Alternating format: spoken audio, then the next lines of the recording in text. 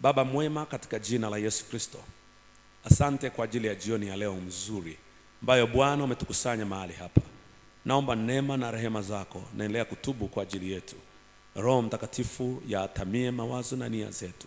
Adui mlaaniwa Shetani, baba wa uongo, wakati wote hufanya vita ili kututoa mahali ulipotupanga. Lakini utukuzwe Bwana Yesu, kwa sababu jioni ya leo unao mpango mwema. Asante kwa ajili ya kile unachotaka kusema na watoto wako. Roho Mtakatifu, ninakusihi, fungua moyo wa mtu huyu sasa anayesikiliza maneno haya, mfalme wa amani. Fungua roho yake ipokee, masikio yake ya ndani yapokee. Asisikilize tu na utu wake wa nje, bali asikilize na utu wake wa ndani.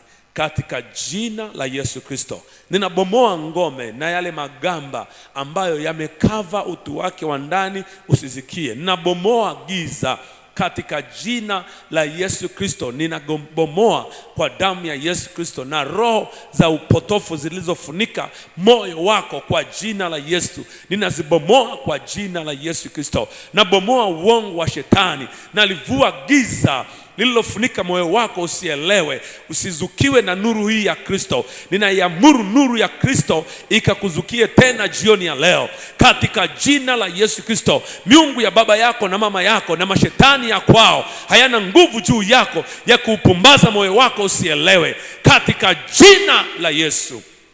Na achilia neema ya Mungu ikakusaidie katika jina la Yesu Kristo. Roho Mtakatifu, karibu, tuko tayari kukusikiliza. Sema nasi kwa utukufu wa jina lako, na watu wote waseme amen. Pe Bwana Yesu makofi mazuri na vigeregere. Kwa haraka tumekuwa tukizungumza habari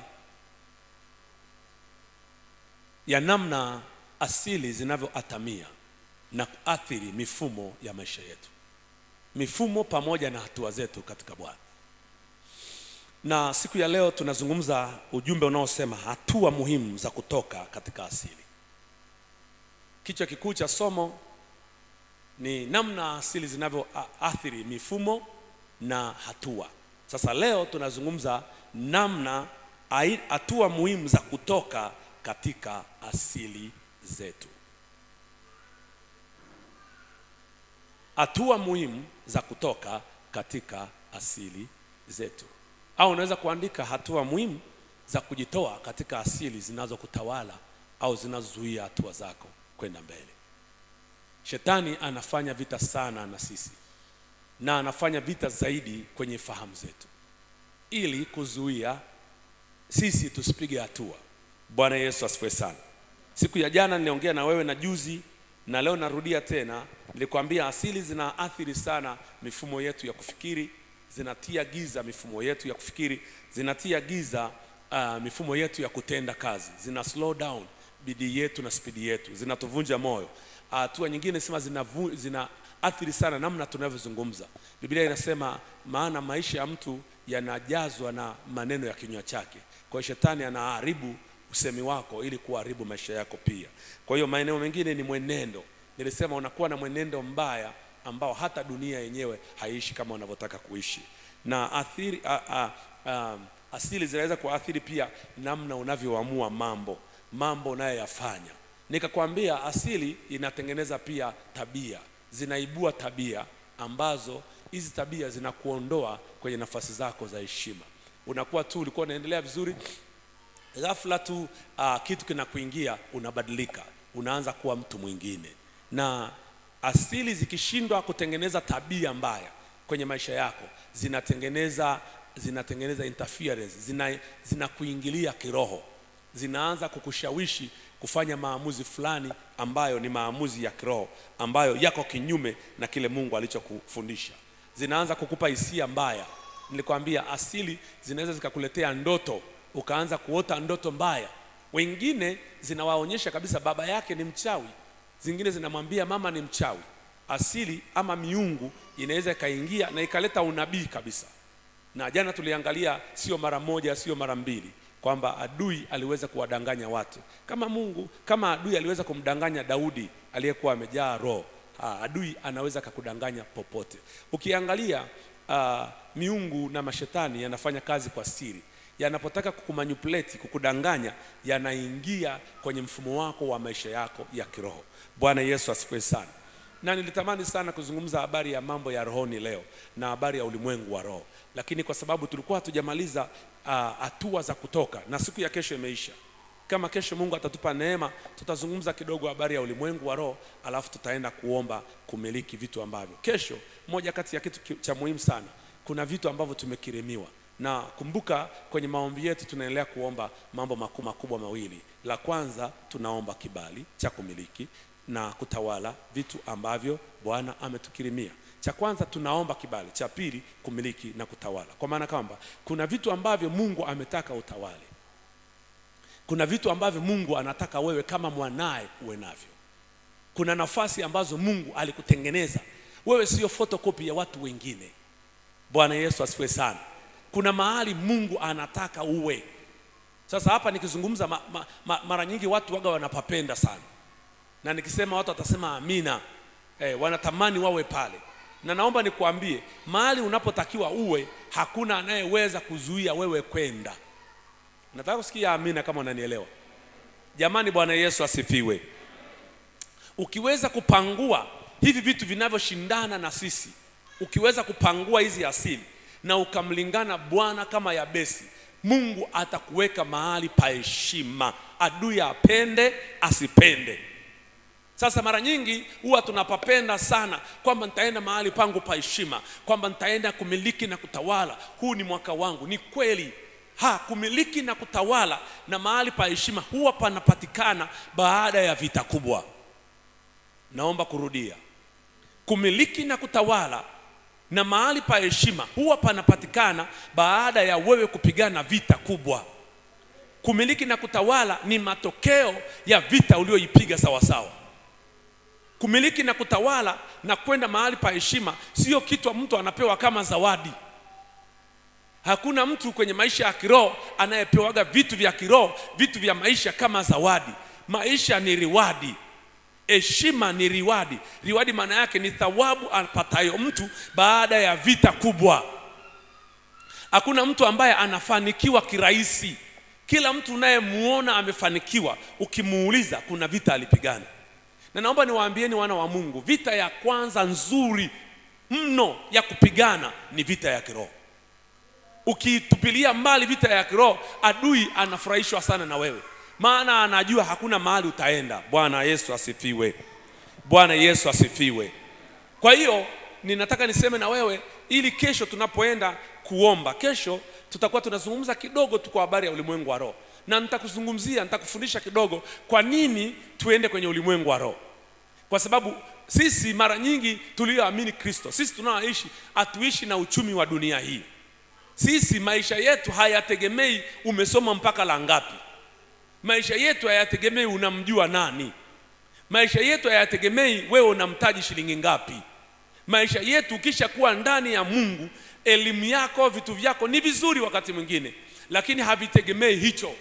Sisi tunapokuwa ndani ya Kristo na tumepambana hivi vita, kinachotuleta kwenye nafasi ya heshima ni namna tulivyopigana na kile Mungu alichokiweka kwenye ulimwengu wa roho. Maana yake tunakuwa na access na nafasi ya kuingia kwenye ulimwengu wa roho na kuvitwaa ambavyo Mungu ameviweka kwenye ulimwengu wa roho na kuvihamishia kwenye ulimwengu wa mwili. Jamani, Bwana Yesu asifiwe. Naomba kurudia tena, Bwana Yesu asifiwe. Unaweza ukafanya bidii sana ya kusoma hapa duniani ukapata division 1 lakini usiwe na maisha. Unaweza ukapata kila kitu, unaweza ukapata degree, unaweza hata ukapata cheo, lakini watu ambao wako chini yako wanaishi vizuri kuliko wewe mwenye cheo. Kuna mlinzi anaweza akawa anaishi vizuri kuliko bosi mwenye nyumba. Kuna mpishi anaweza akawa anaishi vizuri kuliko mama mwenye nyumba. Mpishi anapika anakula, mama mwenye nyumba hali. Mpishi anapika anafaidi makula, lakini mama mwenye nyumba hali. Ana madawa kibao ameandikiwa, au ana kisasi, ana nyongo, hana chochote, hana furaha na chakula, lakini housegirl ana furaha na chakula kweli kweli. Kwani haitegemei, ngoja nikueleze, haikutegemei kiwango gani cha elimu, haitegemei kiwango gani cha pesa, haitegemei kiwango gani cha uchumi, inategemea kiwango gani ambacho, ni kitu gani Mungu amekukirimia katika ulimwengu wa roho. Bwana asifiwe. Sasa Mungu akiweka vitu kwenye ulimwengu wa roho, ni vizuri sisi ambao tunaomba kwenye familia, kwa sababu kila familia ina portion yake kwenye ulimwengu wa roho. Kila familia kuna nafasi Mungu aliiweka. Ukiangalia vizuri kwenye kitabu cha Mwanzo mlango wa 49 na wa 50, utaona Yakobo anawaita wanaye, anawabarikia. Na kila mtoto wa Yakobo, wale watoto 12, kila mtoto tofauti na mwingine alipata baraka tofauti. Kwa maana hii ni nini? Familia, kila familia ina mbaraka, na kila mtu anayezaliwa, unajua Mungu hawezi kutengeneza mafundi seremala wote. Tutakosa magari. Mungu hawezi kutengeneza magari, mafundi magari wote. Tutakosa vitanda vya kulalia. Mungu hawezi kutengeneza madereva wote. Tutakosa wapishi. Mungu hawezi kutengeneza wapishi wote. Tutakosa chakula. Mungu hawezi kutengeneza wakulima wote. Kwa kuna watu ambao baraka zao ziko kwenye kilimo. Kuna watu ambao baraka zao ziko kwenye biashara. Kuna watu ambao baraka zao ziko kwenye huduma. Kuna watu ambao baraka zao ziko kwenye ajira. Kwa hiyo sasa wewe unajua, pamoja na kwamba nimeajiriwa, lakini Mungu aliuweka mbaraka wangu wapi? Unachukua kale kamshahara kako unaanza mashamba. Unachukua kale kamshahara kako, badala ya kukopa pesa ukanunue kiwanja, unakopa pesa unafungua duka. Ni mwalimu, ukitoka shuleni unapita dukani kwako unauzauza pale, unaenda nyumbani. Baada ya miaka 2 mitatu, wewe si mwalimu tena, ni tajiri fulani mjini. Kwa nini? Umejua ni kitu gani Mungu amekukirimia. Haya ni mambo ya kesho. Jamani, Bwana asifiwe sana. Na tutazungumza vizuri kinagaubwaga ili uelewe. Mimi sitaki kumwacha mtu nje. Ndio maana nikakwambia mafunuo ambayo Mungu anatupa hapa Moria ni ya muhimu sana kuyadaka na kuyatunza. Ni ya muhimu sana kuyasikiliza vizuri. Ni ya muhimu sana kuyazingatia. Unajua wewe unakuja hapa ukitafuta mhubiri mwenye upako wa kuwekea mikono, utembee kwenye mafuta ukanyage. Umefanya hayo yote mpaka leo. Umehudhuria mikutano mingi, umehudhuria maombi mengi. Mbona hayajabadilika? Ni kwa sababu unahitajika kupigana vita mwenyewe. Nataka kusikia amina kama unanisikia. Kama kuna mtu yuko hapa amesikia aseme amen. Jamani, nataka kusikia amina nzuri. Bwana asifiwe. Mimi sio mhubiri ambaye nitaongea na wewe maneno ambaye tuachane, kwa sababu mimi na wewe hatuachani leo. Sitaki kukuona hapa nimekuombea, nimekutumainisha, wiki ijayo utarudi. Kama una watoto ndio hao wako form 1, wengine wako darasa la 3 mpaka waje darasa la 7, tuko hapa. Usipozingatia utapata hasara. Kwa ili usipate hasara, inabidi niongee na wewe vizuri. Na natamani wewe uelewe na uyashike haya ili Mungu atutoe kwenye mambo hayo. Haleluya. Jina la Bwana Yesu libarikiwe sana. Sasa nazungumza habari hatua muhimu za kujitoa kwenye asili. Jambo la kwanza, asili ni kitu kikubwa mno kinachoatamia maisha ya mtu katika nyanja zote za ufahamu. Asili inatamia ama inafunika ufahamu wa mtu tiki. Kwa hiyo mtu anapokuwa chini ya utawala ama wa influence ya roho za asili, huwa shetani anafunika kabisa ufahamu wake. Kwa unapoanza kudili na asili, usifikirie wewe unajua kitu. Jua pamoja na kwamba umeomba, pamoja na kwamba uko hivi, wewe haujajua chochote. Kwa cha muhimu mno unapodili na asili, jua kwamba wewe uko chini ya hicho kifungo. Kwa unapojijua kwamba mimi niko chini ya hiki kitu na siwezi kujitoa mwenyewe, maana yake unakuwa na concentration ya kumtegemea Mungu 100%. Bwana asifiwe. Jambo la pili, kujiachanisha na asili ni mchakato mkubwa unaomhitaji mtu makini aliye tayari kulipa gharama. Kwa kujiachanisha na asili, jambo la pili la kuelewa ni lazima uelewe kuna gharama ya kulipa. Jambo la kwanza nimekuambia ni muhimu kuelewa uko chini ya giza linalokufunika. Kwa usisikilize kila ushauri, maana mara nyingine utafikiri ni Mungu anakushauri, kumbe ni giza lenyewe hilo linakushauri. Linaweza kuwa linakwambia Bwana afanye hivi na hivi, kumbe ni lenyewe kabisa. Kwa hiyo msikilize Roho Mtakatifu sana na ujifunze kujua sauti ya Roho Mtakatifu. Na lazima uwe makini kuwa na mtumishi wa Mungu mmoja wawili wanaosikia sauti ya Mungu vizuri. Amen. Bwana asifiwe sana. Watu wengi sana wana maisha yao, wana haki zao wenyewe. Kwa ni lazima ujue. Lakini jambo la pili, jua kuna gharama ya kulipa, sio? Jina la Bwana libarikiwe. Jambo la tatu, hatua za kutoka katika asili zinahitaji maagizo ya kutembea na Roho Mtakatifu. Haleluya.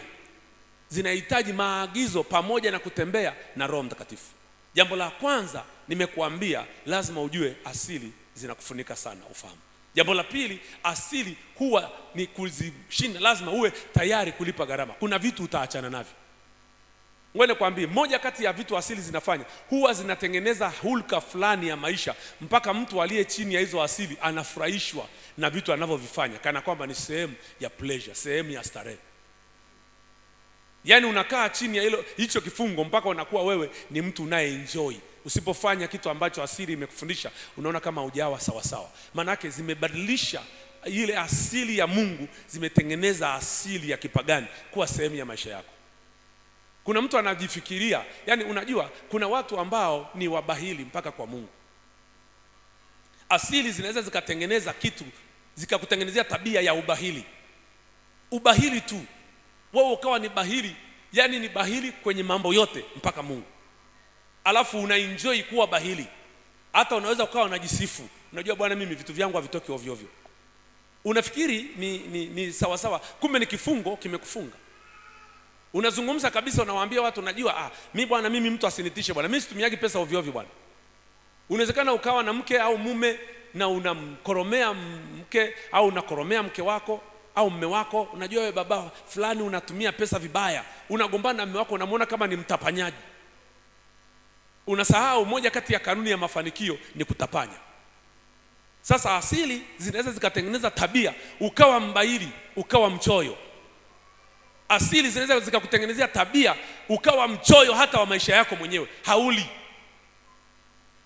Asili zinakuonyesha kwamba sadaka ni mbaya. Yani sio mbaya, zinakuonyesha sadaka ni vizuri kutoa, lakini zinakupangia. Yani unafikiria, hii nimeeleza tu mahali fulani. Nimekuambia ni muhimu sana kutembea na maagizo ya Roho Mtakatifu. Kwa nini? Kwa sababu asili huwa zinatengeneza tabia ambazo inafika mahali mtu anaifurahia tabia ambayo ni kifungo kinachotokana na nguvu za giza. Asili zinaweza kutengenezea hasira. Wewe una hasira kama ya babu yako, na mpaka wazazi, haka kasichana, haka katoto kana kasirika ni kama mama yake kabisa. Kana hasira kama mama yake kabisa, kana wivu kama babu yake mzabibi. Yaani unafikiria ni kitu ambacho ni kitu cha kawaida, lakini hicho ni tabia inayotokana na asili. Kuna asili nyingine zinatengeneza tabia ya kuchukia ndugu. Unakuwa na tabia ambayo wewe hauko tayari kupendana ndugu zako. Mara zote sana nilikuwa nimeongea na mtu mmoja, nilikuwa nimwambia hapa, moja kati ya tabia mbaya ni tabia za umaskini. Yaani maana umaskini unakusababisha uwachukie ndugu zako, maana ukikaa nao karibu utaanza kuwasaidia. Kwa hiyo unapofanikiwa, tabia zile za asili zinakuja kwako. Na yani hakuna mtu anaweza kuja kwako akala chochote akashiba. Yaani wewe ukawa sehemu ya kikwazo cha maisha yako mwenyewe. Mguse mwenzako, mwambie halo, wengine naona kama mnasinzia. Unajua giza linakuingia kapu unasinzia. Ni kweli umechoka, lakini naomba unisikilize, sema amina. Sema amina. Niwaambie tusimame ama tuendelee? Bwana Yesu asifiwe. Kwa hiyo asili zinaweza zikatengeneza tabia, wewe ukafikiri kabisa na ukaifurahia, na unafikiria ni moja kati ya maisha ama lifestyle yako, lakini huo uchoyo ulionao, huo ubaili ulionao ndio kikwazo kitakachozuia usitoboe. Bwana asifiwe. Kama unanisikia sema amina. Kama unanisikia sema amina. Jina la Bwana Yesu libarikiwe sana. Nataka tutasoma maandiko machache, lakini nataka nikupe vitu ambavyo baadaye nikisoma haya maandiko utaenda kuelewa vizuri. Kwa wale ambao wanaandika, andika tu pale juu Nehemia mlango wa 1 na wa 2 na wa 3 na wa 4, maana tutatembea kwenye hiyo mistari. Nehemia mlango wa 1 mpaka wa 4. Milango yote minne ni ya kusoma ya Nehemia. Bwana Yesu asifiwe sana. Amen. Nafikiri umeshaandika Nehemia mlango wa 1 mpaka wa 4. Jina la Bwana Yesu libarikiwe. Hatua za kutoka katika asili zinahitaji maagizo na kutembea na nani? Na Roho Mtakatifu. Jina la Bwana Yesu libarikiwe. Sasa hapa nimekupa tu utangulizi. Katika kutoka Katika Kutoka, kwenye vifungo, kwenye asili, kwenye mapokeo, kuna hatua kuu nimeziandika hapa. Ziko kama 8-9 hivi. Bwana Yesu asifiwe sana. Hatua ya kwanza ni kukubaliana na tatizo na kupeleleza chanzo cha tatizo. La kwanza ni kukubali kwamba mambo hayako sawa. Alafu la pili, Bwana asifiwe sana. Hilo ni la kwanza. Jambo la kwanza, kukubaliana kuwa mambo hayako sawa, kuna tatizo hilo eneo. Ili kujitoa kwenye asili na roho zinazotawala maisha yetu, jambo la kwanza ni muhimu sana kukubaliana na tatizo lililopo. Ukisoma kitabu cha Gideon mlango ule wa 6, malaika anapomtokea Gideon anamwambia kama Bwana yu pamoja nasi, ya kuwapi yale matendo makuu ambayo tuliambiwa na baba zetu. Manake Gideon anakubali mambo hayako sawa. Haleluya.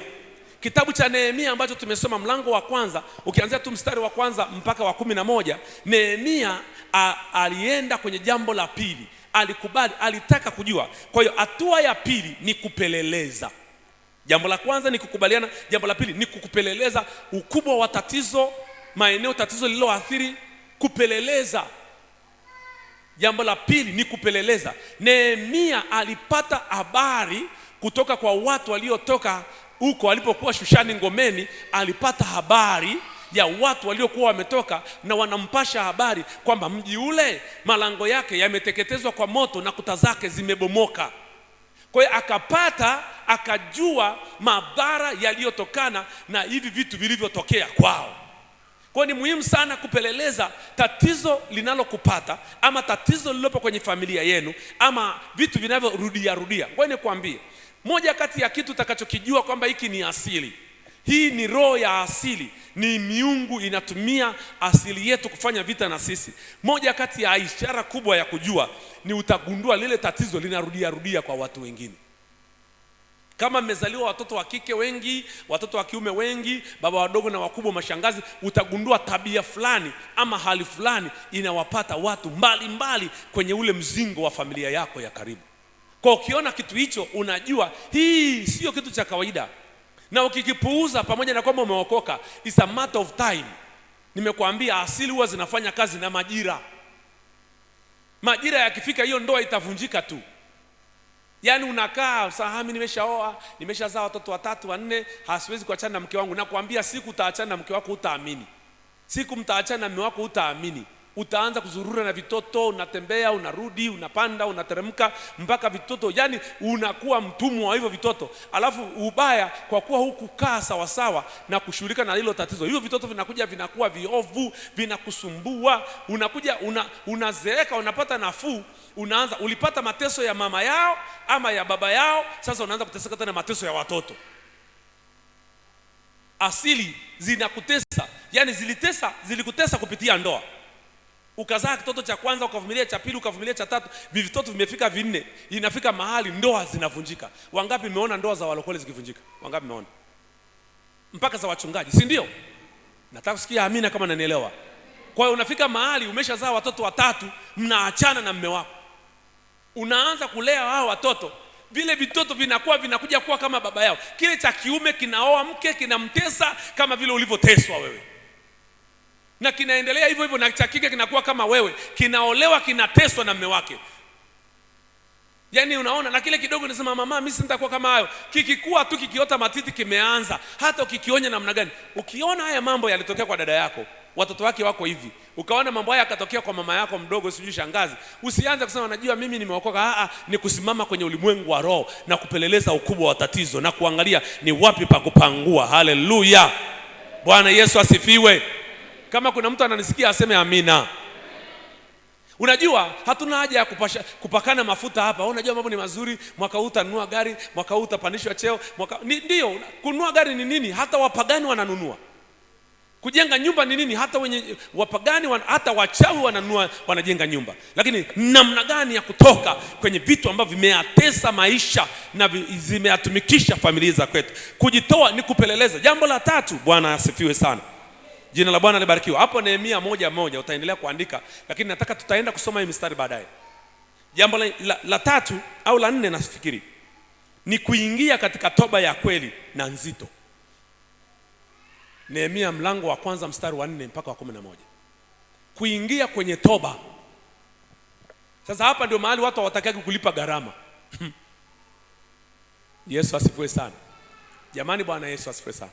Kuna watu mko hapa wapenzi, haya naye asema ni sehemu ya maisha yetu, lakini hamko tayari kulipa gharama. Ukimuona mtu ameamua kutoka nyumbani mwake mwenyewe, akapanga maombi yake mwenyewe, akafunga safari akaenda Sakila mwenyewe, akafunga safari akaenda kule Duluti mwenyewe, akafunga safari akaja hapa kanisani kwenye maombi yake ya siku 3 mwenyewe, yuko kwenye maombi yake ya peke yake, huyo mtu amekubali kulipa gharama. Nataka kusikia amina. Ukiona mtu ameamua kuiweka wiki nzima wakfu ya kuomba mkesha, yani yeye ameolewa ama ameoa, lakini ameamua kuanzia tarehe 1 mwezi wa 5 nitakesha mwezi mzima kanisani, nitakuwa naenda kanisani, nitaomba mwenyewe, nitakuwa na blanketi, unavaa mavazi yako, unakuja hapa kuhakikisha unalipa gharama ya kitu ambacho umejua kimeyasumbua maisha ya kwenu. Na mimi nasema hivi, sema amina kama unanisikia vizuri sana. Kukubali mambo yako sawa, kupeleleza. Sema amina. Jambo la 4 ni uwe tayari kumjengea Bwana madhabahu kwa maagano, nadhiri, matamko na sadaka. Uwe tayari. Ukiisha ingia kwenye toba ya kweli na ukatubu sawa sawa, ukaomba sawa sawa. Bwana Yesu asifiwe sana. Jina la Bwana Yesu libarikiwe sana. Naona kama naweza nikaenda mbali alafu nikaacha pointi nyingine kule chini. Naomba tuangalie Nehemia mlango wa kwanza mstari wa 4. Biblia inasema hivi. Ukisoma tu mstari wa kwanza, naomba nisome pale kidogo. Anasema hivi: habari za Nehemia mwana wa Hakalia, ikawa katika mwaka wa Kisleu, mwaka wa 20, nilipokuwapo Shushani ngomeni, Hanani mmoja wa ndugu zangu akanijia, yeye na watu wengine waliotoka Yuda, nami nikawauliza habari za Wayahudi waliopona, hao watu waliokaa uhamishoni, waliosalia, kwa habari ya Yerusalemu. Unaona, alifanya akawauliza. Sasa unajua Biblia haizungumzi kila kitu aliwapeleleza kiango gani, lakini Biblia inasema wakamwambia watu wa uhamishoni waliosalia huko katika wilaya ile, wamo katika hali ya dhiki nyingi na mashtumu, tena ukuta wa Yerusalemu umebomoka na malango yake yameteketezwa kwa moto. Hata ikawa niliposikia maneno hayo, nikaketi, nikalia, nikaomboleza siku kadha wa kadha, kisha nikafunga, nikaomba mbele za Mungu wa mbinguni. Hebu nikuulize swali. Bwana Yesu asifiwe sana. Hivi kweli wewe unaweza kuambiwa tu mji ule kuta zimeanguka, alafu mlango imeungua kwa moto, ukaanza kulia saa hiyo? Haya maneno mawili yanatosha kumliza mtu anayefanya kazi kwa mfalme. Bila shaka alipata details, alipata taarifa muhimu, alielezewa kinagaubwaga juu ya nini kinachoendelea katika mji wa Yerusalemu. Hawezi, Biblia inasema akawa katika aliyo, aliposikia akaingia kwenye maombi ya kuomba, akalia mbele za Mungu, akafunga, kisha akaomba mbele za Mungu wa mbinguni, akasema: Mungu, nakusihi sana, Mungu wangu wa mbinguni, Mungu mkuu, Mungu wa kuogofya, Mungu mwenye kutimiza agano lake. Sasa kumbuka hapa na kuambia ni muhimu sana kuweka maagano kwa maneno, kwa matamko, kwa nadhiri, pamoja na sadaka. Kwa hapa Nehemia anaenda kwenye maombi baada ya kutubu, anamaliza kutubu, anaanza kujenga. Ukiendelea chini utaona anamweleza Mungu, tega sikio lako, mpaka mstari ule wa 7 anasema: tumetenda maovu mengi juu yako, wala hatukuzishika sheria zako, na kuomba ulikumbuke neno uliloliamuru mtumishi wako, ukisema Musa, ukisema mkikosa nitawatawanya, bali mkinirudia mimi na kuzishika amri zangu na kuzitenda, watu wako waliofukuzwa wajapokuwa katika pande za mwisho wa mbingu, hata hivyo nitawakusanya kutoka huko na kuwaleta mpaka mahali nilipopachagua ili kuliweka jina langu. Basi watu hao ni watumishi wako na watu wako uliowakomboa kwa uweza wako mwingi na kwa mkono wako ulio hodari. Bwana, nakusihi, tege sikio lako uyasikilize maombi ya mtumishi wako na maombi ya watumishi wako wanaofurahi kulicha jina lako, na kuomba sana unifanikishe mimi mtumishi wako leo, ukanijalie rehema mbele za mtu huyu, maana alikuwa mnyeshaji wa mfalme. Hii ni kazi kubwa sana. Uwe tayari kuomba Yaani kama wewe unajua kwenu wanazaliwa mataira, yaani ni wewe tu umeponyoka hapo na ungeanza kuwa kichaa. Kwenu kuna mataira, shangazi ni taira, babu ni taira, bibi ni taira, babu mdogo ni taira, shangazi fulani ni taira, alafu wewe unafikiria utazaa watoto sawa sawa. Unajipanga kuoa, unajipanga kuzaa watoto. Unajua usipochukua hatua kabla hujaoa na kuomba sawa sawa, hautakosa kuzaa taira. Umewahi kuona watoto unaenda kwenye nyumba ya mtumishi unakuta na mtoto taira zezeta? Ni vitu vya kawaida tumeviona kwa unasema huyu mtoto wangu hana akili sawa sawa. Ni kweli. Lakini unajua hiki kitu kilinipata mimi. Yaani hiki kitu kilinipata mimi. Mimi nilipokuwa naoa, Mungu akasema na mimi omba jitoe kwenye familia za kwenu. Hivi vitu nakwambia Mungu alinifundisha. Nikaanza kuomba. Kuna ndugu zangu hapa kina Chris, kina Deusi wanajua haya maneno. Watoto, yani kwetu sisi, yani tulipozaliwa, jamani Bwana asifiwe sana. Yani ni story ndefu. Lakini baba zangu wakubwa kwetu wote wazaliwa wa kwanza wana matatizo. Na hawapati matatizo wanapokuwa wadogo, wanakuwa wakubwa. Kaka yangu nyewe mnamuona amekuja siku moja akavua nguo getini. Sio mnakumbuka? Alikuja hapo. Eti anandai hela, sijui anadai nini, akavua nguo pale getini. Vua nguo kabisa. Yaani niko hapa mimi naona mtu anaanza kuvua nguo. Nisingemwahi pale alikuwa anavua chupi. Nikatoka haraka nikavunja fimbo, chapa masikio, chapa, akakimbia akavaa nguo akaenda. Na alikuwa ameshaaga mpaka kule mtaani. Anamwambia naenda pale kanisani leo lazima nimuumbue bishop, nitavua nguo pale mbele yake. Na unafikiri ni kitu cha kawaida tu. Sasa fikiria mimi wakati naomba Mungu anipe watoto, Mungu ananiambia sikiliza, shughulika na roho za kwenu. Kuna family spirit zinafanya kazi kwenye maisha ya kwenu, na akaniambia nimekupa ufahamu na upako ambao unaweza kushughulika nao. Unajua Bwana Yesu asifiwe sana.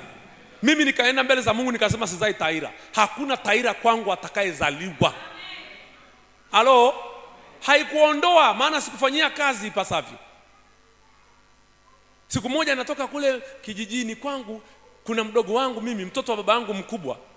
Yaani naona mtu anakunya, anachora. Yaani uliwakuona wale wanaandika ukutani, anaandika ukuta na mavi. Anakunya, na alikuwa mzima, alikuwa na akili darasani. Lakini alipofika umri fulani, akaacha shule, akaanza hivi, akawa kichaa. Majuzi amekufa.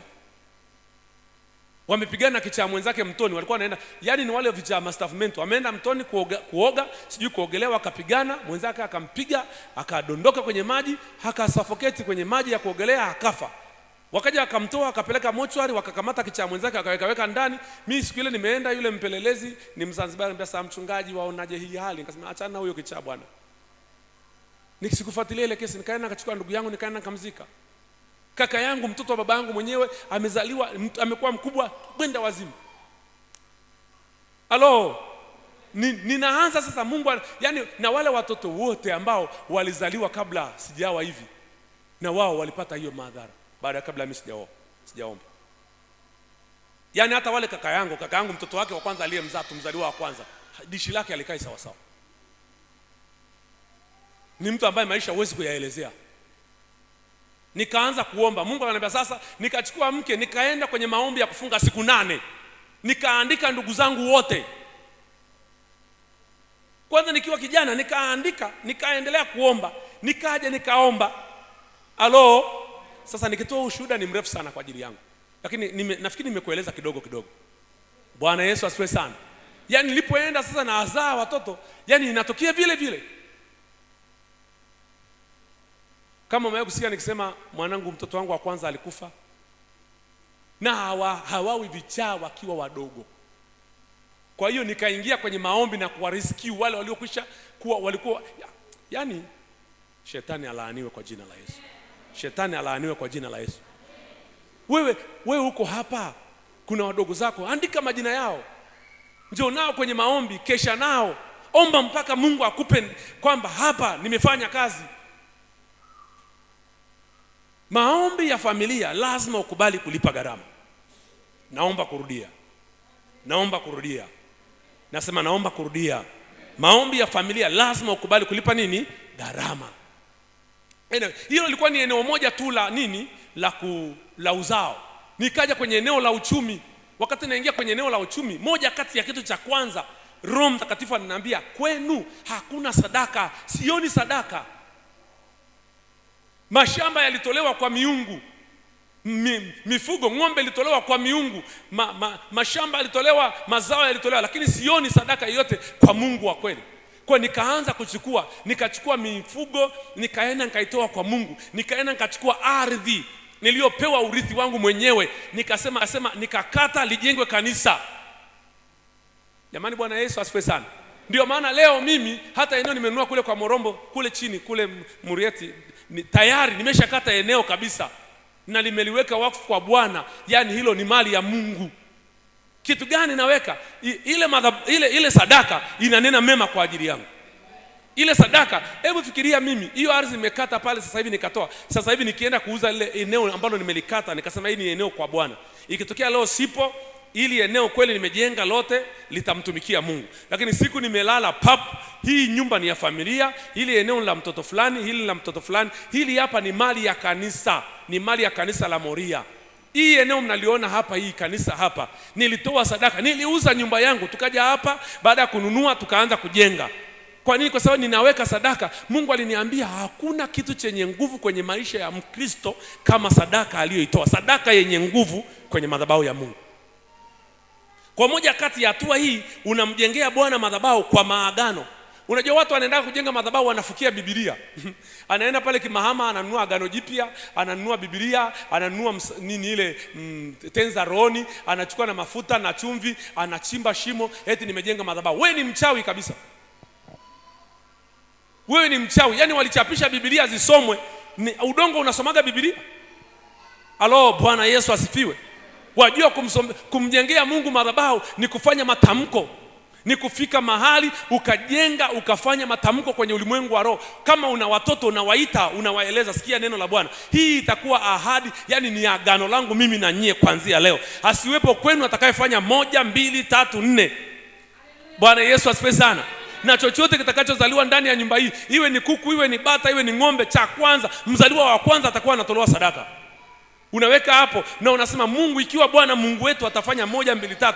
Unajenga kwa sadaka, kwa maagano. Hiyo ndio kujenga. Kujenga madhabahu sio kuchimba shimo na kufukia Biblia. Kujenga madhabahu ni kutengeneza. Bwana Yesu asifiwe sana. Ikiwezekana andaa ibada. Nataka kusikia amina. Jamani, nataka kusikia amina. Ikiwezekana andaa ibada.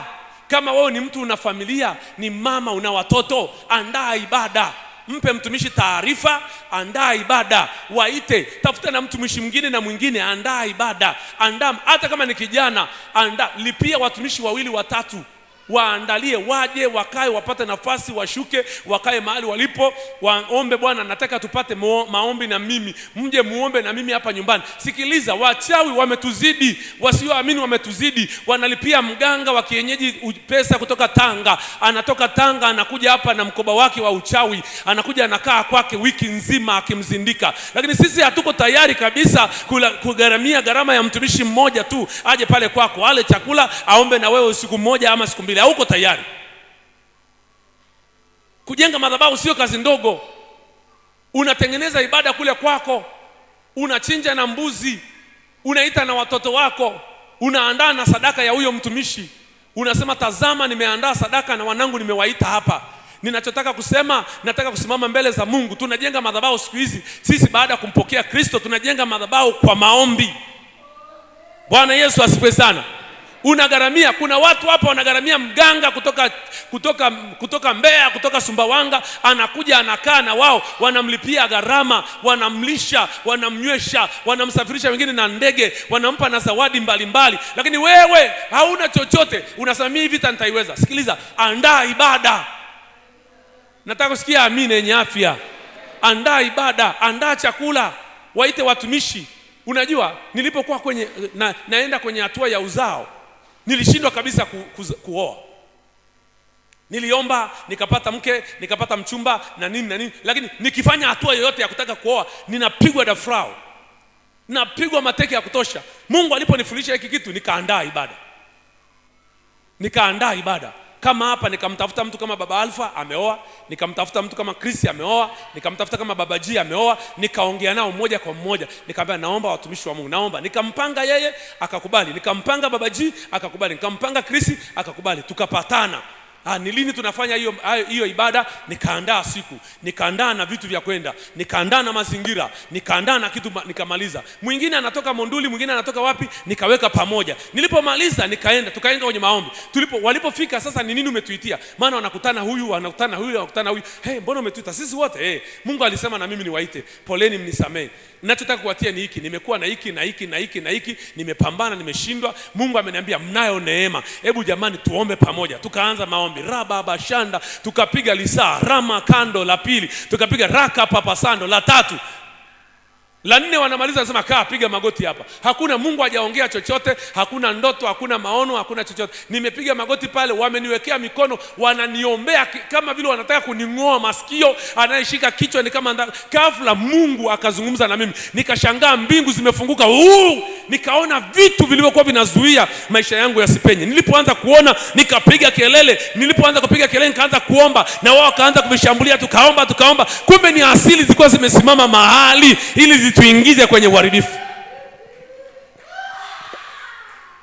Andaa ibada, tengeneza nafasi, omba Mungu, tengeneza, lipia gharama.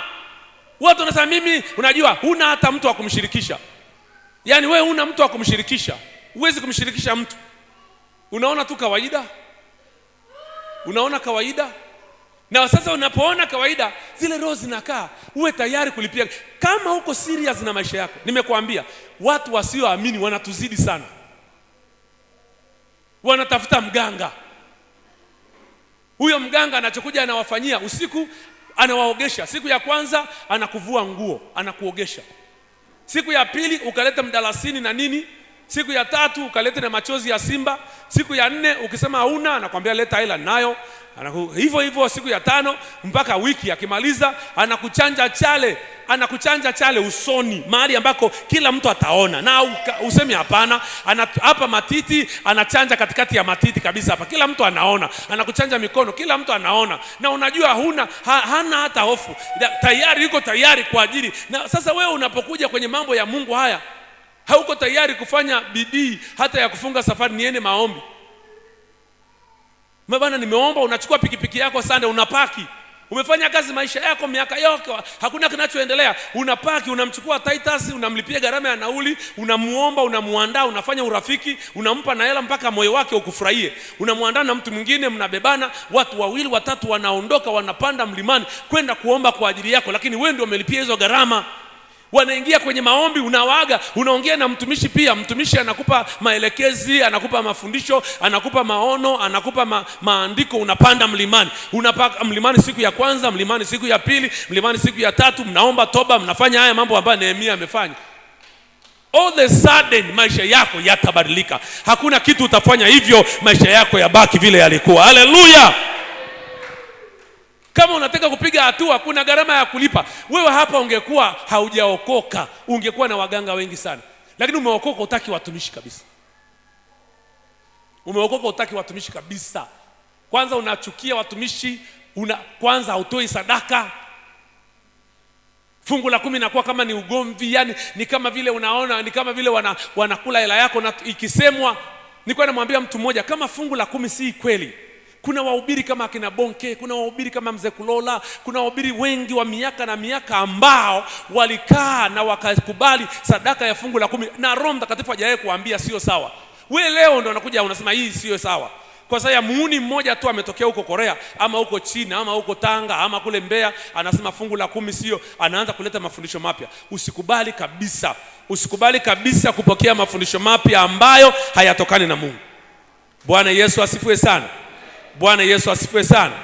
Bwana Yesu asifiwe sana. Jina la Bwana Yesu libarikiwe. Haleluya. Haleluya. Bwana asifiwe. Sema amina. Naomba niende mbele kidogo. Sema amina. Jambo lingine la 5, hakikisha unatembea na neno la kinabii kutoka kwa Bwana katika kila hatua utakayoifanya. Unapoanza maombi yako, hakikisha unapata neno la kinabii. Usiondoke tu bila neno la kinabii. Omba, utashangaa Mungu anakuletea mstari wa kusimamia. Utashangaa kama una shida ya uzao, utashangaa Bwana analeta, tazama waliotasa watazaa. Kwa unatembea na hilo andiko. Yaani ukitembea na neno la kinabii, kukubali kutembea na neno la kinabii. Jina la Bwana Yesu libarikiwe. Jina la Bwana Yesu libarikiwe. Haleluya, haleluya. Bwana Yesu asifiwe. Katika mlango wa pili inasema ikawa katika mwezi wa Nisani mwaka wa 20 wa mfalme Artasasta, na divai imewekwa mbele yake. Akawa amekaa mbele za mfalme, anasema sikuwa na huzuni wakati wote. Basi mfalme akanambia, mbona umesikitika na uso wako nawe huna ugonjwa? Ni nini hii isipokuwa ni huzuni ya moyo? Ndipo nikaogopa sana. Maana yake ni nini? Lazima mlango wa pili unamuonyesha Nehemia ameanza strategy, ameingia kwenye maombi. Pale aliomba na kufunga na kumaliza, ikawa kama imeisha. Kwa si kitu alikurupuka tu kesho akaondoka. Ukiendelea kusoma chini utaona mfalme akamuuliza una haja gani, akamwambia na haja hii na hivi. Mfalme akampa nini? Kibali. Tena mfalme akampa kibali na nyaraka kwa mawaliwali waliokuwa ngambo ya mto. Lile neno la kinabii linakupa kibali cha kwenda na kutembea kwenye hiyo hatua unayoiendea. Bwana Yesu asifiwe sana. Jambo la 6, usivunje madhabahu, ama jiepushe kuvunja madhabahu zinazoonekana kama huna kibali cha Mungu na maongozi ya mtumishi wake.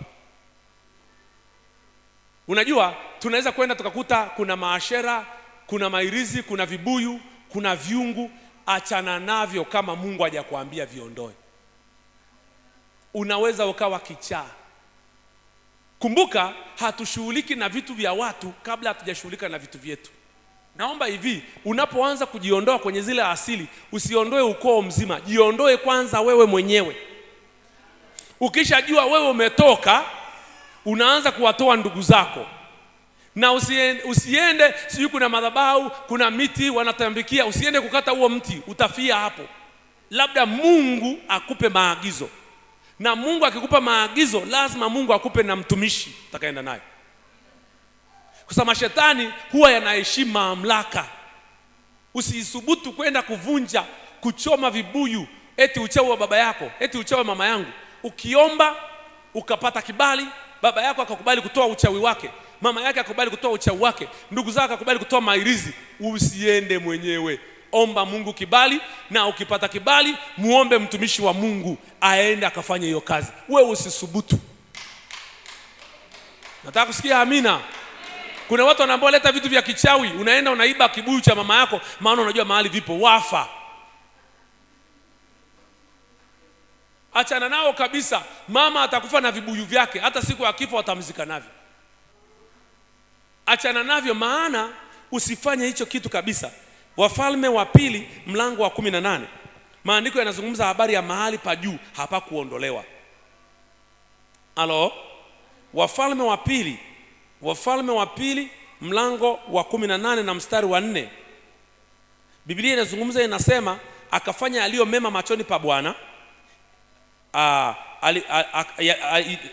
Kwa mfano wa Daudi baba yake, alipaondoa mahali pa juu, akazibomoa nguzo, akaikata hiyo ashera, akaivunja vipande vipande, ile nyoka ya shaba aliyoifanya Musa. Maana hata siku ile zile wana wa Israeli walikuwa wakifukiza uvumba hapo, kwa maana walikuwa wamefikiria walikuwa wamechukua yule nyoka wa shaba wakamfanya kuwa sanamu. Yeye huyu mfalme akavunja. Bwana Yesu asifiwe sana. Lakini ukisoma maandiko mengine, jina la Bwana libarikiwe sana. Ukisoma maandiko mengine unakuta kwamba Sulemani alitawala, lakini mahali pa juu hakupabomoa. Ukisoma kwenye Biblia yako kuna mahali utakuta pameandikwa na mahali pa juu hapakuondolewa. Kwa maana hiyo kuna watu waliotawala wakapaacha mpaka siku huyu mfalme alipokuja, huyu Hezekia, ndiye akapata kibali kwa Bwana kupabomoa mahali pa juu. Kwa maana kwamba yule kwanza uwe na uhakika umemlingana Mungu sawa sawa katika utakatifu. Jina la Bwana libarikiwe. Jina la Bwana libarikiwe sana. Jambo la 7, tambua au identify. Tambua watu muhimu wanaoweza kutumika na wewe katika kuvunja na kujenga madhabahu mpya. Si kila ndugu yako anaweza. Tambua watu muhimu. Kama uko kwenye familia, angalia mnaweza mkawa wawili tu mtakaoelewa hiyo sentensi. Na inawezekana Titus ukawa peke yako. Yaani baba yako ni mchungaji lakini asielewe. Yaani atafuta watu, identify, na utazungumza. Ukiona wanaongea lugha yako, watambulishe.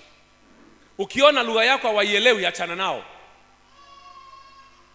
Yaani kama ni familia kubwa, ni ukoo mkubwa, kuna baba, kuna mama, kuna dada zako, kuna ndugu zako, tambua watu muhimu. Inawezekana ukapata tu shemeji yako, mke wa kaka yako ndiye anajua hiyo lugha. Mkaanza kufanya mchakato wa maombi. Tambua watu muhimu. Kuna watu ukianza kuwaambia ninaomba ili tutoke vifungoni, angalia hapa nyumbani. Kuna watu mko hapa nyumbani kwenu mpaka leo hakuna nyumba. Mnakaa kwenye vibanda, mnataka kujenga nyumba, hakuna anayeelewa. Na kila mkichukua hatua ya kufanya kazi, hakuna anayefanya. Mnaenda mbele kidogo, kitu kingine kinakuja kinawakwamisha. Ukitaka hiyo nyumba iishe, usitafute hela kwenda kununua matofali. Ukitaka hiyo nyumba iishe, shughulika na miungu inayezuia hiyo nyumba kujengwa. Nataka usikia amina kama unanielewa. Bwana Yesu asifiwe sana. Ukishaweka hiyo tu utashangaa. Tafuta watu muhimu, usiende na kila mmoja. Jina la Bwana libarikiwe sana. Hebu tuende kwenye kitabu cha Gideon hapa wakati tunakaribia kumaliza. Kitabu cha Waamuzi. Tukiangalia Waamuzi mlango wa 6, tunaona haleluya. Waamuzi mlango wa 6. Sasa unajua kitabu cha Gideon tumekitembelea sana wakati wa kuangalia asili. Haleluya. Mlango wa 6 mstari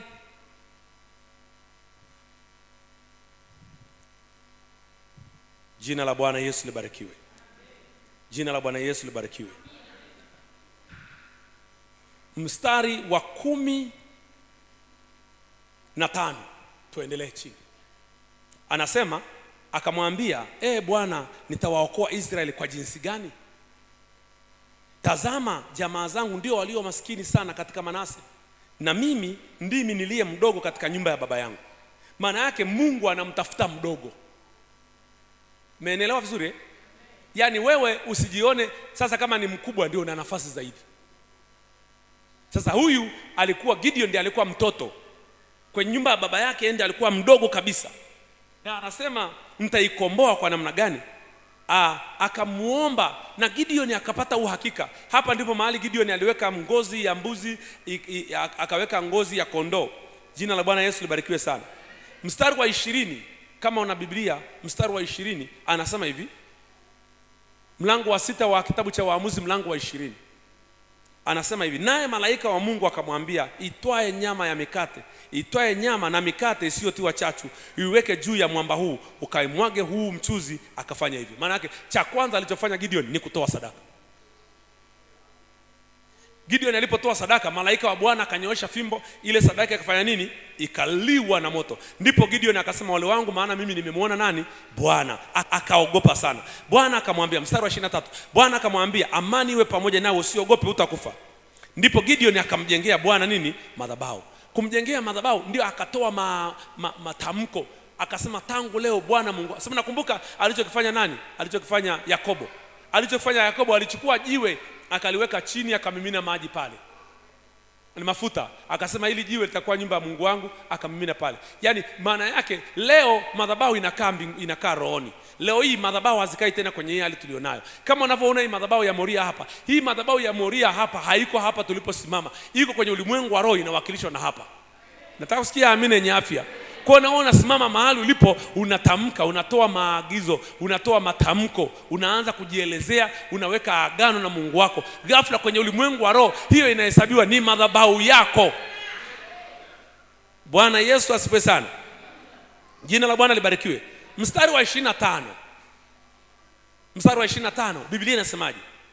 Ikawa usiku huo huo, Bwana akamwambia Gideoni, mtwae ng'ombe wa baba yako, yaani ng'ombe wa pili wa miaka 7.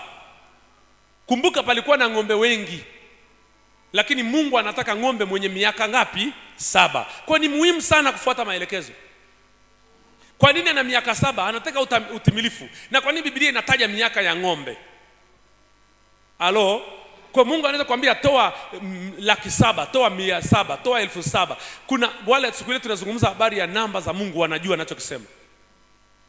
Kwa unapata maelekezo ya Roho Mtakatifu. Mungu anasema na wewe toa sadaka hii na kwa kiwango hiki. Mungu anaposema na wewe toa sadaka hii, mara nyingi Mungu anatakaga kiwango ambacho huna. Na usiambiwe na mtumishi toa sadaka fulani. Ambiwa na Mungu, wewe moyo wako uiamini. Achana watumishi wanaoibia watu hela. Na Mungu akikwambia aina ya sadaka, anakuambia na mahali pa kupeleka. Bwana Yesu asifiwe sana. Lakini kama unaongozwa na uchoyo, unaweza ukashindwa kufanya haya. Anasema toa ukaiangushe, anasema hivi, ukaiangushe madhabahu. Unaona huyu anapewa kibali na Mungu cha kubomoa nini? Madhabahu. Usithubutu kubomoa madhabahu kama una kibali cha Mungu. Halo? Ukaiangushe madhabahu ya Baali alionayo baba yako, ukaikate Ashera ile iliyo karibu nayo. Nakumbuka vijana fulani miaka hiyo tunafanya huduma kule Simanjiro. Hawa vijana wakafundishwa haya mafundisho.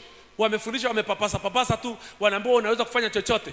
Na mkumbuka kijana mmoja alikuwa kanisani, lakini hawa wanaokesha na kusikiliza redio kila saa, yuko na Shalom kila saa. Mhubiri huyu akiingia Shalom anasikiliza, mhubiri yule akiingia Shalom, mara yuko Mbingu Duniani, mara yuko Ngurumo ya Upako. Kila mahubiri ya mhubiri anasikiliza na anayafanya ya kwake.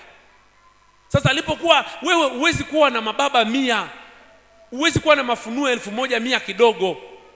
Yaani wewe Ngurumo ya Upako ni redio yako, mahubiri ya wahubiri wote ni ya kwako, sijui. Na kila leo watu wanafungua redio zao, wanasikiliza redio zao, na wewe unasikiliza. Huyu kijana amesikiliza mahubiri, wewe unaweza kufanya chochote na nini na nini. Akaanza kutembea mtaani, akamkuta mama mmoja amebeka bango lake la kichawi pale. Akaingia kama, mama mimi hapa sijui nani na nani nini. Akamtisha yule mama, akashika vile vitu vya yule mama vya kichawi, akavitoa nje, akavichoma moto. Amemaliza kuchoma moto, akapagawa, akawa kichaa. Alikimbia na mguu kutoka Arusha mpaka Dar es Salaam. Mpaka aliporudi akakamatwa, na ni mshirika wangu, alikuwa anaitwa Luka. Tukaanza kumuombea. Alikuwa ni kijana ameokoka kanisani, amejaa Roho kama Titus, lakini asiyesikia, ambaye anafikiri mafunuo yote yanamhusu yeye. Miaka hiyo kulikuwa na wahubiri kama akina Kakobe, wanarusha vipindi Star TV kila siku, wanarusha vipindi. Anasema hapo ulipo unaweza ukampiga shetani, usikubali mganga wa kienyeji ya kunyanyase. Amen, kwa jina la Yesu. Sasa yule ni Kakobe, sio wewe. Na anaambia watoto wake. Ndio maana ni muhimu sana kwenda na mafunuo ya nani? Ya baba yako wa kiroho. Bwana Yesu asifiwe sana. Na ndio maana ni muhimu sana kulelewa, ukae mahali usikilize. Redio hazijaja kukutoa kanisani, TV hazijaja kukutoa kanisani. Kwa nini redio ikutoe kanisani? Kwa nini redio ikutoe kanisani? Kwa nini TV ikutoe kanisani? Kwa nini ubadilishe mchungaji? Unapeleka sadaka redioni, unapeleka sadaka kwenye television, unaachana na baba, unaanza kuwa kichwa ngumu, unatembea ovyo, utakufa, utafia njiani. Vita ya kiroho sio ya mchezo hii. Nikamwambia mwanangu, usikiliza, uwe na kiasi. Unajua baba, nyie ni waoga. Akaanza kufanya hizo habari, akachoma ucheo wa mtu. Alipochoma ule ucheo wa ule mama, alikimbia na mguu. Huyu kijana Luka alienda na mguu mpaka Dar es Salaam. Na akiwa Dar es Salaam kidogo wamuue, akaingia kwenye nyumba ya watu, kwenye mabanda ya kuku, analala huko. Akaisi ni mwizi. Kumkamata ndio kumwangalia, wakakuta dishi limeyumba. Wakamtoa kidogo, peleka kanisani, akaombewa, akili zikarudi kidogo. Akasema mimi natoka Arusha kwa mchungaji Mbani. Amekuja tumeombea huyo mtu, akakaa sawa kidogo, akaenda kwao Mwika. Saa hizi hapa tunapokuambia anakunywa mbege kule Mwika. Ukutana naye, lakini haachi kukuambia habari ya Yesu. Akamwambia, John, Bwana asifiwe sana. Unanilaje babangu? Ameniona juzi nimeenda kwenye msiba kule, nikamkuta amekuwa kama buibui. Anasema huyu ndio babangu wa kiroho, Lakini alikataa kusikia. Wewe endelea kusikiliza redio. Watu wengi ambao niliwaona wametoka hapa kanisani walikuwa wakai. Yaani unamaliza hapa unamkuta mtu yuko kule kwenye redio, redio anasikiliza. Yaani hivi wewe, tumekaa tuna maombi ya wiki nzima hayakutoshi. Tuna maombi ya kufunga hayakutoshi. Wewe unang'ang'ana na redio za watu na televisions. Endelea. Moja kati ya dalili ya mzururaji ashibaki kiroho. Yaani kanisani hana hamu ya ibada. Kanisani hazingatii. ibadani hazingatii, mambo ya kiroho ya kanisani hazingatii, lakini akitoka nje na karadio kake kila saa yuko hapa, amevaa earphone masaa yote. Ukiona hiyo tabia inakupata, tayari asili zinafanya kazi na wewe, zinataka kukutoa mahali Bwana amekupanga. Moja kati ya tabia ya kutokusikiliza, yani ukaidi. Ukiona mtu amsikilizi mtumishi wake, alishaacha kumsikiliza baba yake aliyemzaa. Wewe kama selulu hukumsikiliza baba yako, wewe mama yako aliyekuzaa umsikii, utamsikiliza nani? Huku mjini utamsikiliza nani? Unakuwa mkaidi. Mimi sisemi usisikilize vipindi, maana hata na mimi naweka vipindi redioni. Unasikiliza kwa kiasi, na muombe Roho Mtakatifu akupe cha kusikiliza mtandaoni. Leo hii tuna Facebook, unaangalia, ukisikia kitu kiklipu unasikiliza kidogo. Watu wengi hawana hamu na mafundisho ya Moria.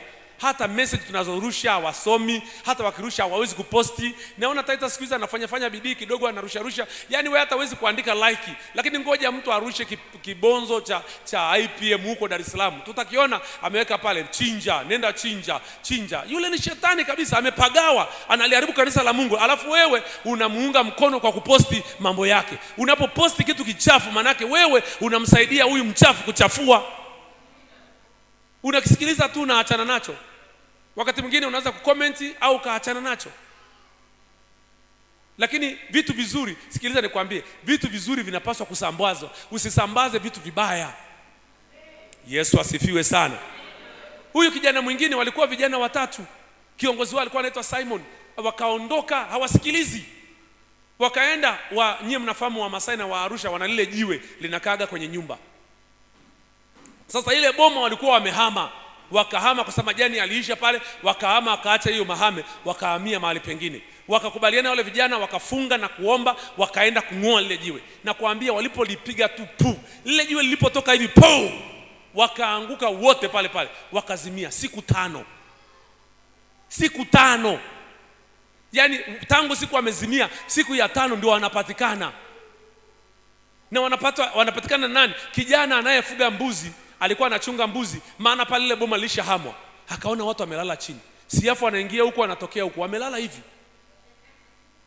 Wakapiga yowe, ndio watu wakatoka kijijini, wakaja hapa. Tuliona walokole walikuwa wanakuja hapa wanaomba siku ya kwanza, siku ya pili. Kumbe walipotoa ile jiwe tu wakazimia. Walichukuliwa, walienda kuponea drip. Wakaenda wakatundikiwa drip, siku ya 3 ndio wanapata akili, wanafufuka. Lakini walipofufuka wakaombewa pale, wakakaa sawa, hakuna aliyerudi kwa Yesu. Wakaanza kuwa walevi, wakaanza kuwa waizi. Yule Simon alikuwa ameokoka, amejaa Roho Mtakatifu, alikuwa anahubiri mtaani, aliishia kufungwa na kaka yake wa kumzaa. Alimuibia kaka yake mbuzi, ng'ombe, mpaka kaka yake akamfunga miaka 2. Na alikuwa ni mwinjilisti. Miungu haiguswi. Usiguse miungu kama hauna kibali na kwamba hauna mtumishi wa Mungu nyuma yako. We omba, jitoe, acha wafu wazike wafu wao. Nataka kusikia amina kama unanielewa. Nataka kusikia amina kama unanielewa. Nataka kusikia amina kama unanielewa. Bwana Yesu asifiwe. Gideon akapata kibali kwa nani? Kwa Bwana.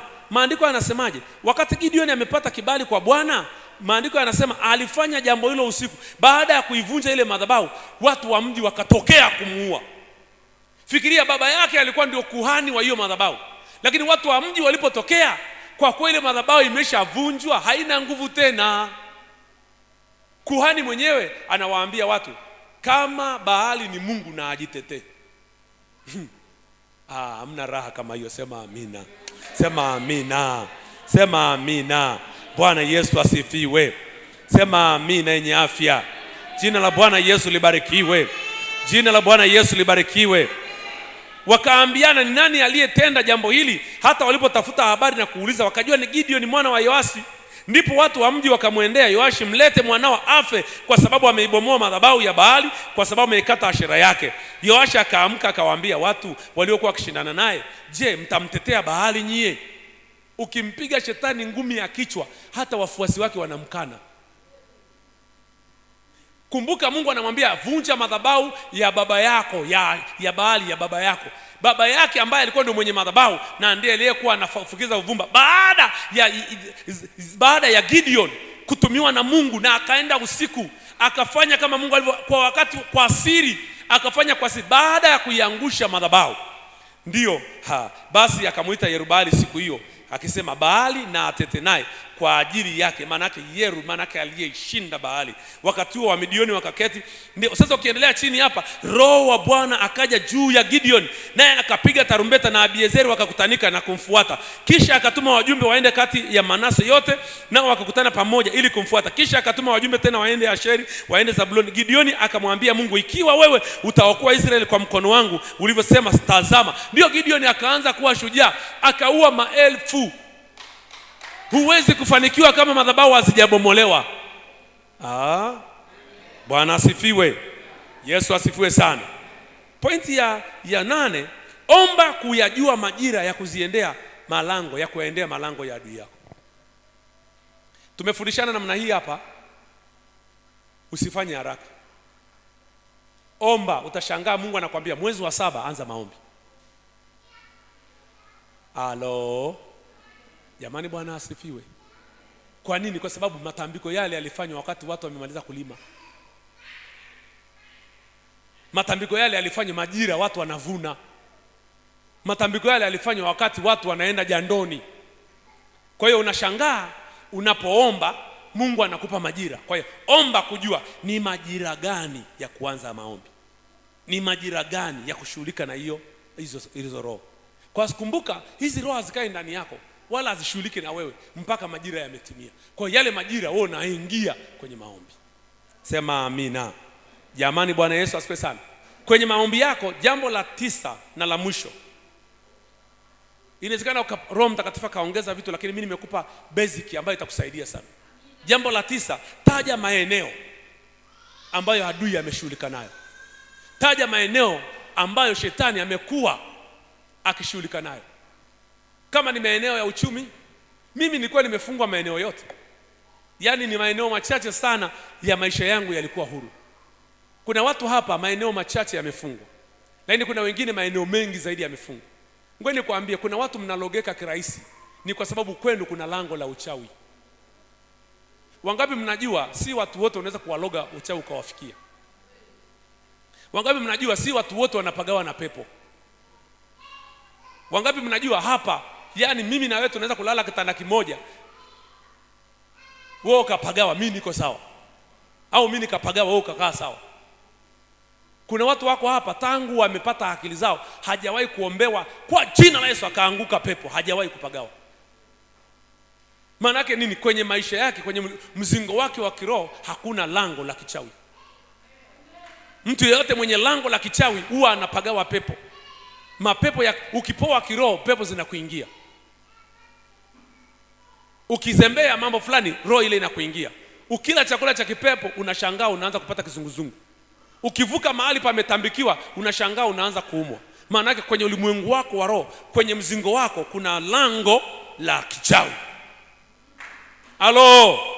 Watu wote waliokupelekwa kwa waganga wa kienyeji na wakatambikiwa, huo ni mlango mkubwa sana. Ukiokoka lazima huo mlango ufunge.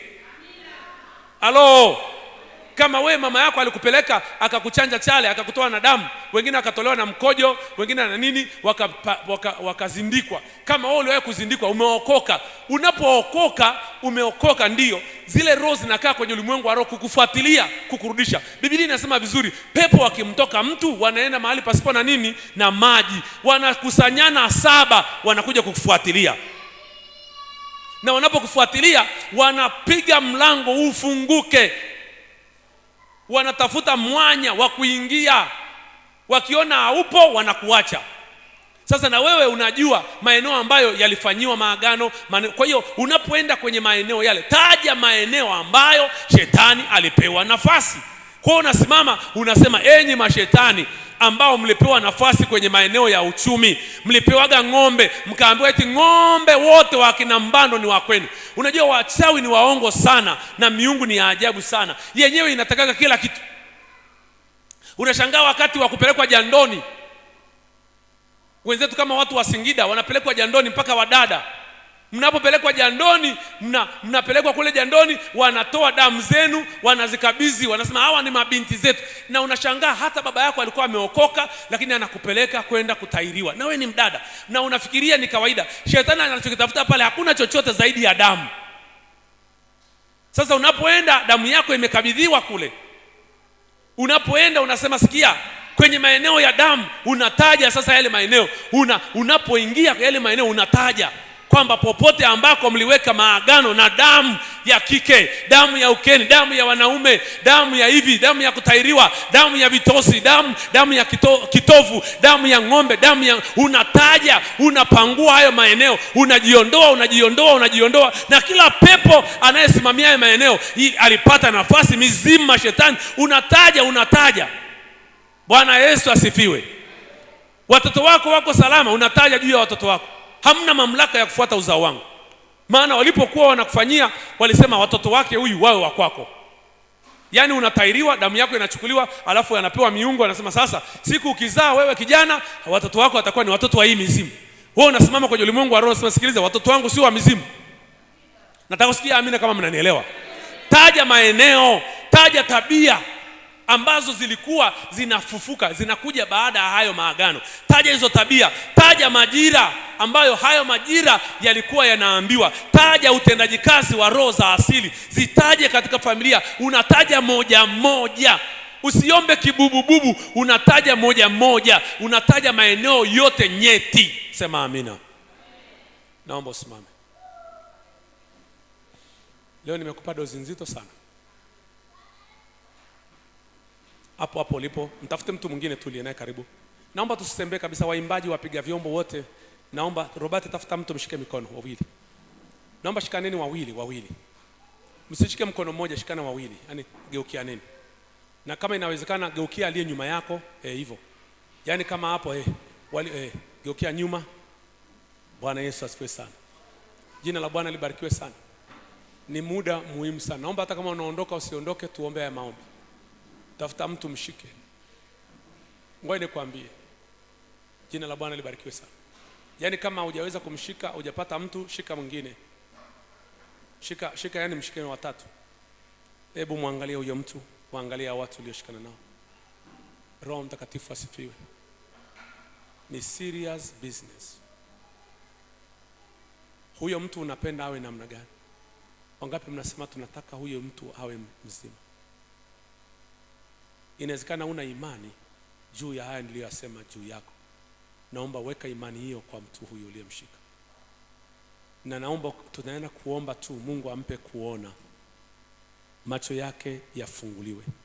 Anasema macho ya mioyo yenu yatiwe nini? Nuru, ili mpate kuona. Haleluya. Sema Baba, kwa jina la Yesu ninamwombea ndugu yangu huyu. Kwa jina la Yesu. Funika macho yako, sema kwa jina la Yesu. Ninatubu kwa ajili yake. Natubu kwa ajili yako. Natubu kwa ajili ya dhambi na uovu na makosa yaliyofanywa na wazazi wako. Natubu kwa ajili yao. Naomba rehema kwa ajili ya makosa ya wahenga waliotangulia kabla yako. Walifanya maagano na miungu na mashetani. Walifanya maagano na mashetani. Hata wewe ukaingia kwenye shida. Jioni ya leo ninatubu kwa ajili yako. Mungu wa mbinguni, namleta huyu mbele zako, namsogeza mbele zako kwa jina la Yesu.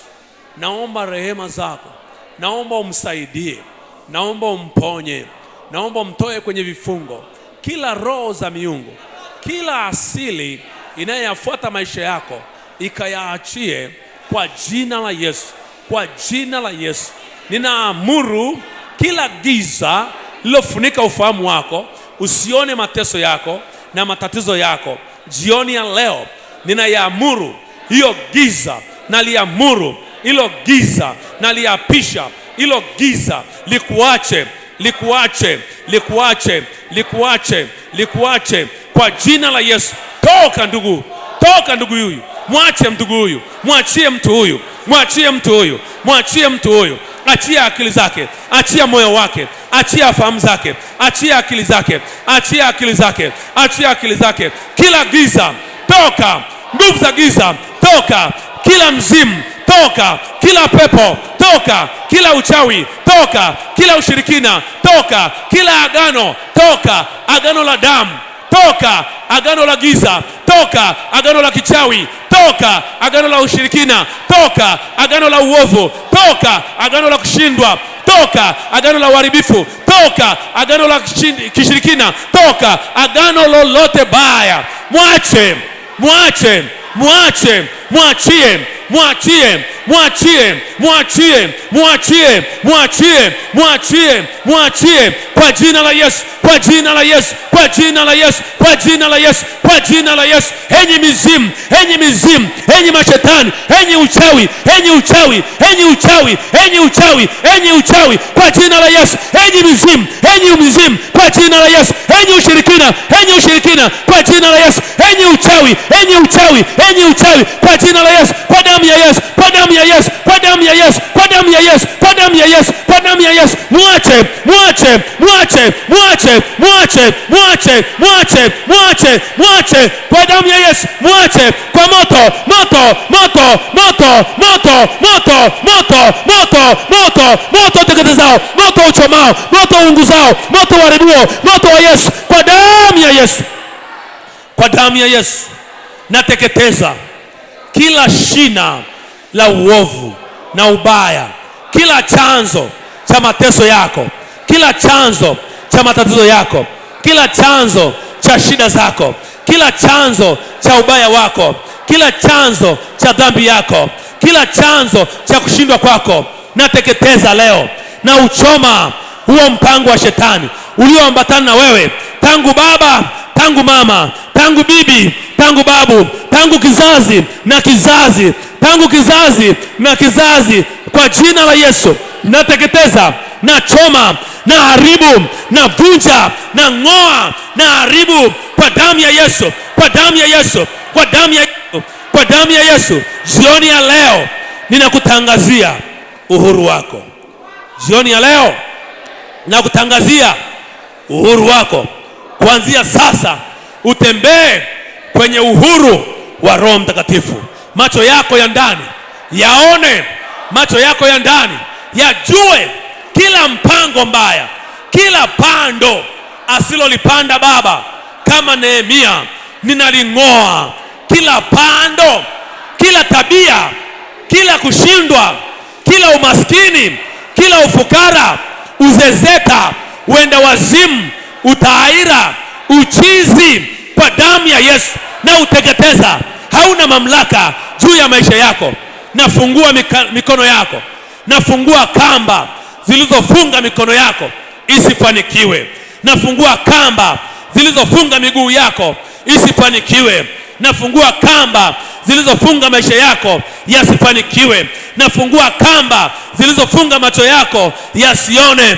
Nafungua masikio yako yasikie, na baraka za Bwana ziambatane na wewe kwa jina la Yesu. Na kupeleka kwenye baraka zako, na kutuma kwenye baraka zako, na kuachilia kwenye baraka zako. Na ziita baraka zako zije na zikupate, zilizo mbali zije. Naita amani, naita furaha, naita kibali, naita ushindi kwa damu ya Yesu. Kuanzia leo ninakuwa nabii wako na kutabiria. Kuanzia leo, kuanzia leo na kutabiria, utafanikiwa mjini, utafanikiwa mashambani, utafanikiwa utokapo, utafanikiwa uingiapo. Shetani na mapepo yake na giza na asili za kwenu hazitakuona. Ninakuficha ndani ya damu ya Yesu, nakuficha ndani ya damu ya Yesu, na kuvisha silaha, silaha za Bwana, na kuvisha silaha, silaha za Mungu jioni ya leo kwa damu ya Yesu, kwa damu ya Yesu, na kwa damu ya Yesu. Na kuficha, na kuficha, na kuficha, na kuficha damuni mwa Yesu. Uchawi hautakuona, uganga hautakuona, asili hazitakuona, ushirikina hautakuona, ufukara hautakuona, umaskini hautakuona, masumbufu hayatakuona, dhambi haitakuona kwa jina la Yesu. Mshukuru Bwana kwa maneno yako mwenyewe. Baba, asante kwa ajili ya jioni ya leo. Achianeni mikono, mwambie Bwana asante.